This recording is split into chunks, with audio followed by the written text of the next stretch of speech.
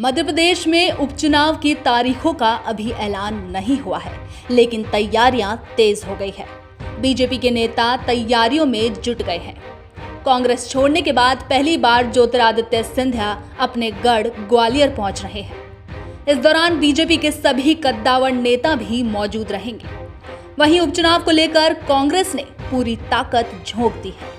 BJP को मात देने के लिए कमलनाथ सॉफ्ट हिंदुत्व के जरिए सामाजिक समीकरण साध रहे हैं, तो युवा मतदाताओं के जरिए राजनीतिक जंग फतह करना चाहते हैं।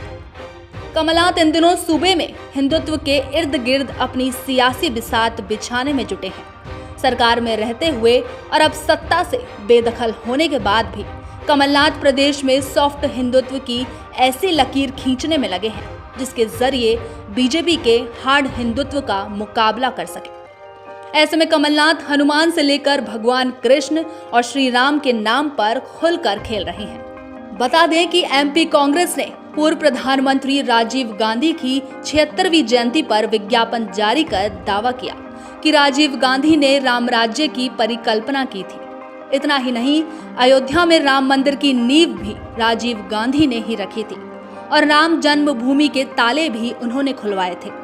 आपको बता दें कि कमलनाथ के सॉफ्ट हिंदुत्व को उपचुनाव से जोड़कर देखा जा रहा है।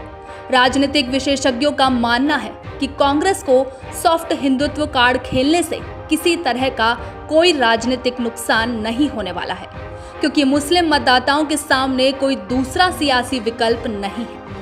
2018 के चुनाव में कमलनाथ इसी फॉर्मूले पर बीजेपी को मात देने में सफल रहे हैं।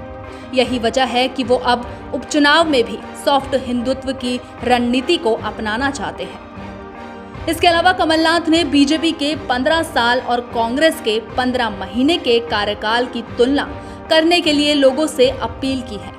इस तरह 15 साल बनाम 15 महीने के नारे को लेकर कमलनाथ उपचुनाव में उतरे हैं। कमलनाथ ने अफसोस जताते हुए कहा कि पिछले 15 साल में मध्य प्रदेश विकास में पिछड़ गया और कोई रोजगार और योजना नहीं होने से हताशा बढ़ी है। नौकरियां कम हो रही है। इंटरनेट के युग में युवा तड़प रहा है। 15 साल में बीजेपी ने सिर्फ घोषणा की, लेकिन उस पर अमल नहीं हुआ। बहरहाल मध्य प्रदेश में जल्द चुनाव होने की संभावना को देखते हुए बीजेपी ग्वालियर चंबल में सक्रिय हो गई है। वहीं कांग्रेस सॉफ्ट हिंदुत्व की रणनीति से वोटरों को रिझाने में लगी है। Bureau report, the fact India.